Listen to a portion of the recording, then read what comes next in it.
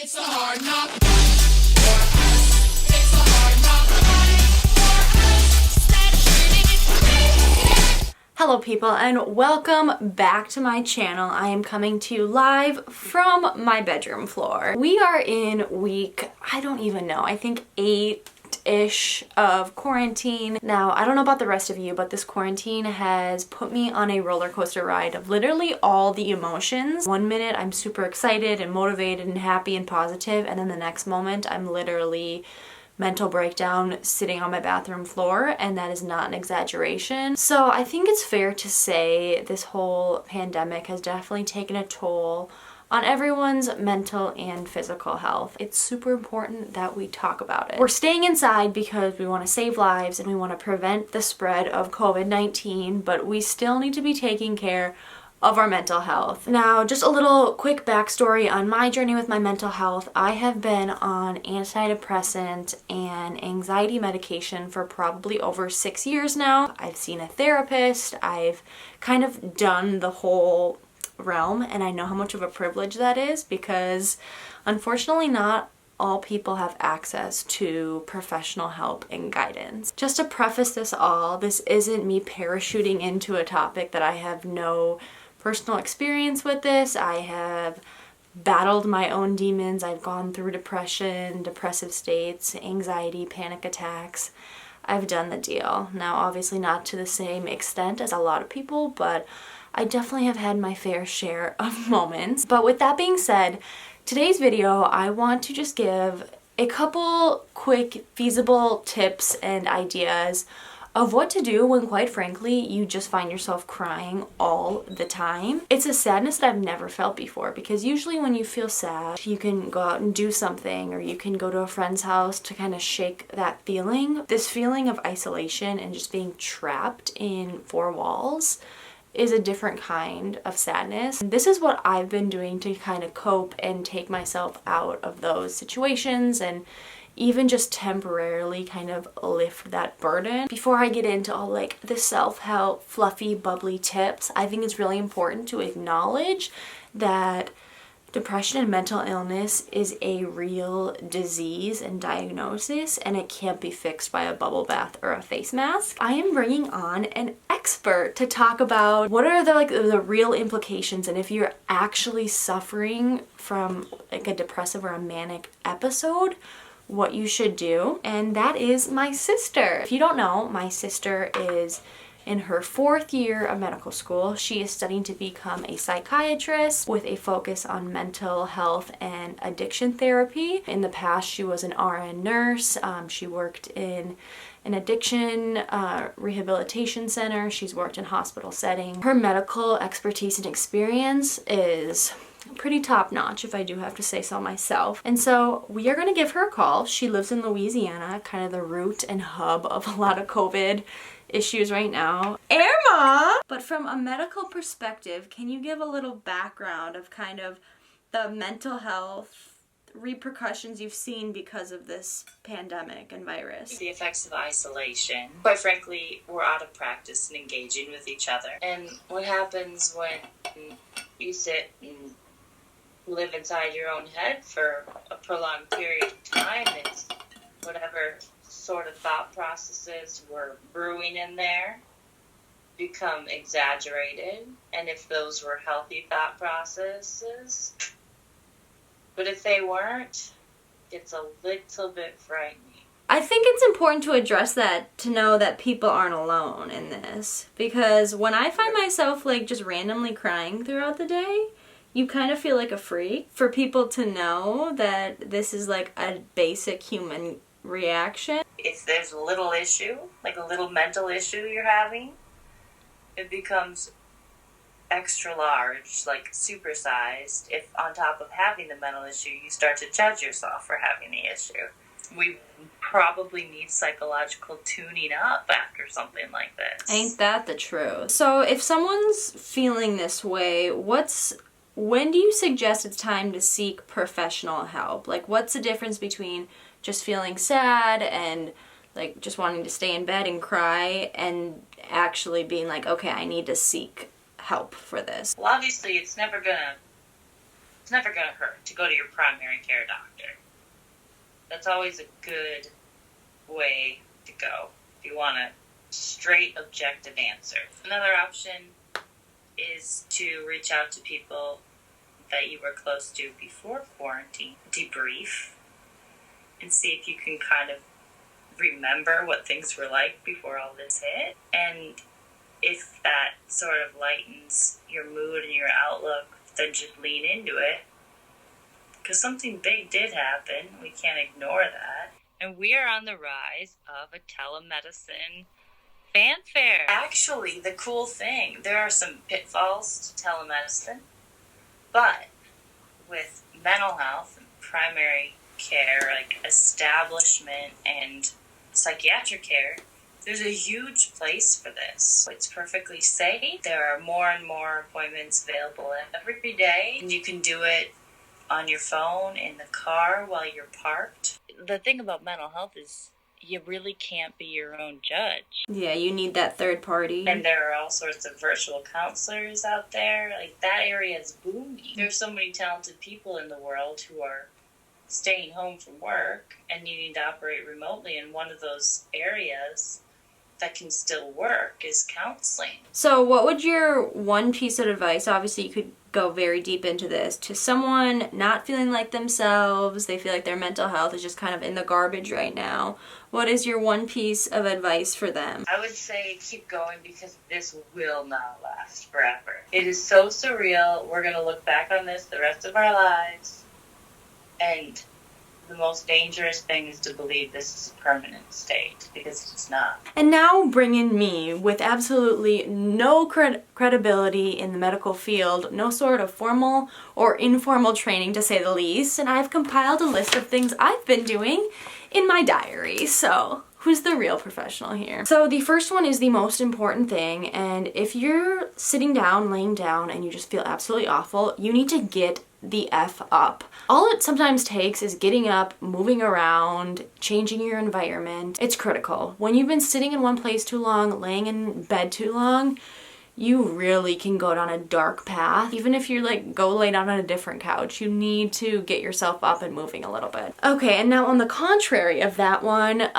tip number 2 is take a nap. I personally do not like naps. I wake up. I don't think I've ever woken up from a nap thinking yes, no. I always feel crabby and gross, but I know naps are a godsend for a lot of people. If you have the time, and I know you have the time, just take a quick power nap. Take an hour nap. I don't really care. Now, this is not the best advice. I will be the first one to say that, but it has definitely helped me so flippin' much. That is to online shop a little bit. I'm not saying go out on a bender. Having something to look forward to is huge. I'm not a big online shopper. I have never been a big fan of it, but I've been ordering a couple books here and there, and it has been so nice to, one, have something to look forward to, like getting a book in the mail and then being able to read. It's literally the little things that kind of make a world of difference. I know for a while there was a lot of debate on do not online shop if it is not essential. I think we're moving more in the direction, especially in America, of we need to start stimulating the economy. To be frank, I don't really know where I stand on this, but especially if you're ordering from local small businesses, there's no harm in doing so. You might have to wait longer to get your package, but just be mindful of where you're ordering from. All good things come in moderation. Just a few things here and there is fine. I give you the stamp of approval. Make a list of all the things that you are looking forward to. Now, this can be to whatever scale you want. Things you're looking forward to next week. Maybe a new TV series is coming out on Netflix, or the weather's gonna be nice. Or it can be as big as, okay, what's my lifetime bucket list? It gets your creative juices flowing. It's a good reminder that this is not permanent and that one day we'll be able to do all the things we're dreaming about now. It gives you that little zest for life that I think a lot of us have been missing and desperately needing. To do something out of your comfort zone. But again, this does not include texting an ex. Like, I do not condone that. Pretty much anything besides that. A lot of people are frowning upon the whole, like, getting bangs, dyeing your hair, like, shaving an eyebrow. Quite frankly, I'm kind of gung-ho on do whatever you want that brings you joy or happiness, as long as you don't wake up the next day thinking, why did I do that? So be mindful about your decisions, but at the same time, like, this is a weird time. If you've been, like, wanting to shave your head for a while, I really don't think now there's a better time than now. Journal daily for at least 10 minutes. Now, I know journaling is one of those things that you either love it or hate it. Literally just like write down the things you did each day. It's something fun to look back on. Something I love doing is reading back on old journals and diaries from when I was in like middle school and high school. It's just crazy to see how much things have changed, and especially now, I guarantee you in 10 years, your future self would love to read back on what was I doing during the 2020 pandemic. Now, I said this tip in my last what to do in self-isolation, but again, this helps with change of scenery, a fresh perspective on life, and that is to get outside, find a new trail, a new path, even just walk a different way in your neighborhood. Even if you just like walk in a neighborhood that you're not familiar with, like obviously be safe about it. Find something that you haven't seen before. Buy or plant a plant. I don't know what it is with this quarantine, but I am on a plant obsession. My plants literally bring me so much joy, it's ridiculous. Watering them every morning is one of the highlights of my day. My cactus is finally growing and it's like I'm a mother. So it really does bring life. Like, they provide oxygen, they provide you life in some sense. So even if you're not a huge plant person or a gardener per se, get a fake plant. Even my fake plants, they're just precious. Absolutely precious. Like my brother, he just bought a willow tree and it's a pride and joy, and so you might surprise yourself and find your new passion. Make plans. Now, I know this might sound a little contradictory or strange, but not the plans that you would think. For me, making plans means Friday night is a movie night with my parents. You would be surprised at having kind of concrete plans how much it gives you to look forward to. Now, obviously, it's not like you're at the club or going on a weekend getaway trip, but it's something. If you go into each week thinking, I have nothing to look forward to, that's when you spiral, and so you need to get some concrete plan. Again, this is another cliche one, but get some sort of physical exercise. I can guarantee you, if you exercise, you will feel better afterwards. Maybe like an hour afterwards, because after I exercise, I feel like I'm gonna puke. Exercise releases those endorphins. Usually before exercise, it sounds like the worst thing I want to do, the last thing I want to do, but there has never been a time that I regretted doing it. Cook something. Now, for all my Muslims out there, I understand it's a Ramadan, but I don't know the exact rules, but can you cook something midday and then just eat it after sunset, or can you not have anything to do with food? Finding new recipes and just cooking food is so therapeutic. I don't know about you guys, but I have been eating a lot. Like, not even kidding, I gained 10 pounds in the last 2 months, so it just goes to show I've been packing them on. Not mad about it, you know? If there's gonna be a time that I gain weight, it'll be now and if I ever get pregnant. But food is just one of those simple pleasures that, as long as you're using it in a mindful way and not necessarily as like a full-on coping mechanism, there is nothing wrong with food. Go on the Humane Society website and look at all the pets that are available for adoption, even if you're not in the market for a pet. I know going on and looking at the cats and the dogs and even the rodents is just, it's one of those little joys. It's just something fun to do. I mean, who doesn't love looking at animals, unless you're my grandma who despises any sort of animal? Just one of those things you can do to get a little serotonin pumping. Look at houses on Zillow. I did this with my brother last night and we looked up the most expensive houses in Minnesota.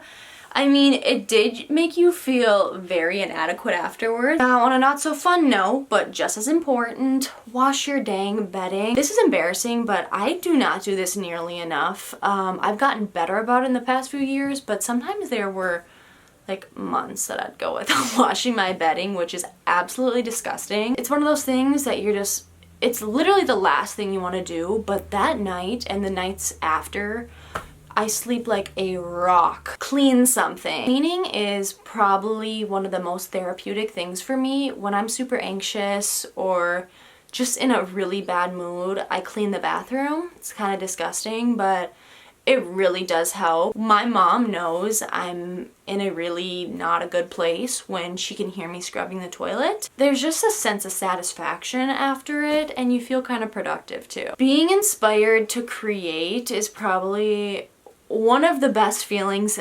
ever, in whatever form or medium that may be. If you paint, if you draw, build, DIY, whatever it may be. I know we all have a gift. Even if we're not crafty or artsy, there's something that we love to create. Music, dancing.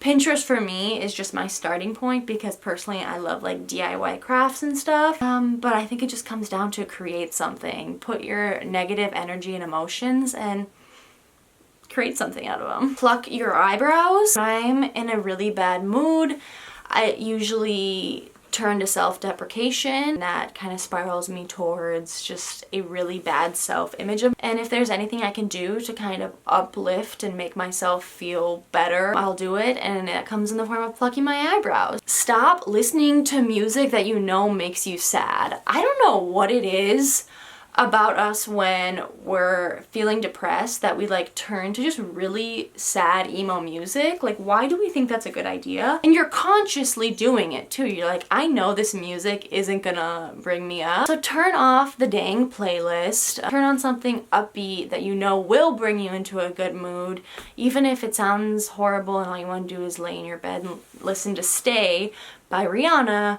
Don't do it. Just don't do it. Alright folks, those are all my tips for you. This is EBP, evidence-based practice. I actually apply these things so I can attest that they actually do work. At the end of the day, just one foot in front of the other. Anything you can do to kind of get through the day, as long as it doesn't hurt you or anyone around you. We're in a pandemic right now. There isn't room for a lot of critics. Just know that you're not alone. What you're feeling is normal. I can guarantee you there are millions of others feeling the same way. This too shall pass. That has been my motto throughout the entire thing since day one. This too shall pass. Thank you so much for watching. Again, any questions for my sister or for me, leave them down below. I will be back at it again with another video very shortly. Until next time. Every day, girl, girl, girl, that's the way it's